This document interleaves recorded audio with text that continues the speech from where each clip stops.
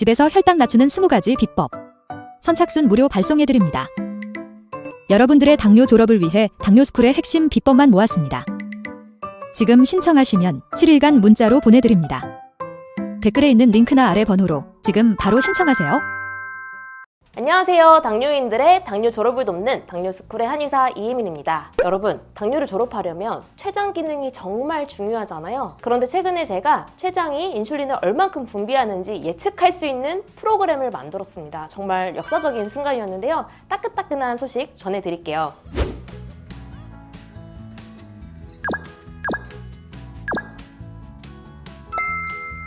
우선 인슐린 분비량 예측 프로그램을 소개하기 전에 왜 이런 프로그램이 만들어졌는지 그 과정을 짧게 보도록 하겠습니다. 제가 여러 번 설명드렸듯이 우리의 인슐린 분비량은 보상작용으로 인해서 점점 늘어가다가 췌장이 지쳐버리면 인슐린 분비량이 줄어들게 됩니다. 나의 인슐린 분비량이 얼만큼인지를 반드시 측정할 필요가 있는데요. 보통 이렇게 시펩타이드 측정기를 통해서 나의 인슐린 분비량이 얼만큼 측정되는지를 알 수가 있죠. 정상 범위는 1에서 3.5라고 보통 이야기를 하는데요. 내가 인슐린은 잘 나오는지를 측정을 해서 잘 나오는데 이게 잘 쓰이지 못하면 2형 당뇨, 너무 적게 나오는 0.6 미만이면 1형 당뇨, 그리고 그 사이에 있으면 1.5형 당뇨라고 말을 했습니다. 췌장이 점점 지쳐가는 거는 우리가 당활세소랑 그리고 시페타이드 이 두 가지만 검사해봐도 알 수 있는데요. 나는 당활세가 5.4%라서 혈당 조절은 잘 돼요 라고 이야기하시는 분이 있었는데 그분의 시페타이드가 5.04였어요. 이거는 굉장히 췌장이 보상적용을 많이 해서 인슐린을 어마어마하게 분비해주고 있는 상황이라고 말씀드렸죠. 그리고 또는 13.5%까지 올라갔는데 인슐린 분비량이 1.07밖에, 굉장히 더 많이 분비를 해야 함에도 불구하고 이미 췌장이 지쳐버린 겁니다. 그러다 더 지쳐가면 0.69, 0.22 이렇게 계속 췌장 기능이 떨어지거든요. 인슐린 분비량을 측정하는 게 굉장히 중요하고요. 그래서 여러분이 당활세소 하나만 검사해서는 나의 전반적인 흐름을 볼 수가 없습니다. 그래서 반드시 시펩타이드를 측정을 하셔야 되는데 문제는 혈액 검사로 가능하기 때문에 시펩타이드 측정을 하셔야 됩니다. 인슐린 분비량을 알아야 합니다. 아무리 이야기를 해도 주변에 검사하는 곳이 없어요 라든지 당뇨스쿨 의료진들이 있는 곳은 집에서 너무 거리가 멀어서 가기가 부담스러워요 라고 말씀을 하시더라고요. 그래서 제가 너무 안타까운 마음에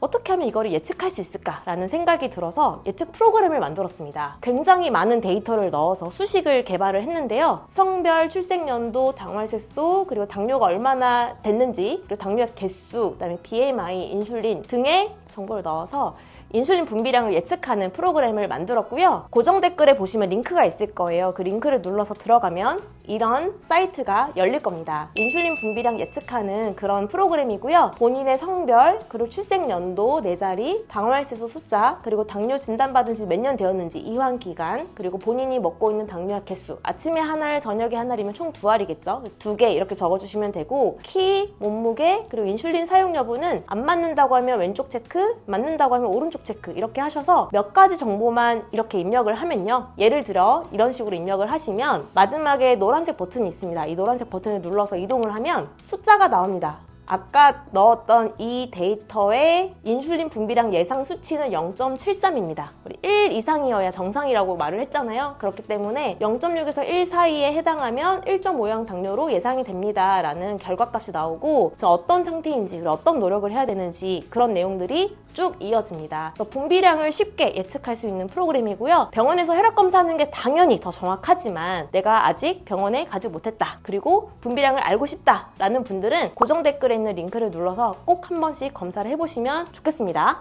그리고 내가 만약에 췌장 기능이 떨어져 있다 하더라도 좌절하지 마세요. 저희가 췌장 재생탕을 만들어서 많은 분들의 췌장 기능 회복을 실제 돕고 있고요. 가장 대표적인 약재로는 환기가 있는데 환기가 베타세포 기능을 활성화해서 인슐린 분비량이 늘어나고 있는 것을 확인을 하고 있습니다. 실제 환자분의 데이터인데요. 0.64였던 시펩타이드 수치가 나중에는 1.59까지 올라오죠. 그리고 0.48, 0.5, 0.32 이 정도밖에 안 나오던 0.6 미만의 1형 당뇨로 분류가 되는 그런 분의 시펩타이드 수치가 1.2까지 올라온 것을 확인할 수 있었습니다. 췌장 재생탕은 1형뿐만 아니라 1.5형, 2형 모두에게 사실 권하고 있는데, 왜냐면 아까 우리 그래프에서 봤던 것처럼 췌장은 지금 이 순간에도 무리해서 일을 하다가 어느 순간 너무 힘들어지고 지치게 되면 기능이 떨어져서 인슐린 분비량이 줄어들기 때문이에요. 2형 당뇨인 경우에는 인슐린이 아직은 분비가 되고 있지만 그래도 예방 차원에서 하루에 한 포씩 드시는 것을 권해드리고 있고, 1.5형이나 1형 같은 경우에는 2포, 3, 4포 정도로 해서 치료 목적으로 접근을 하시는 하는 게 좋겠습니다.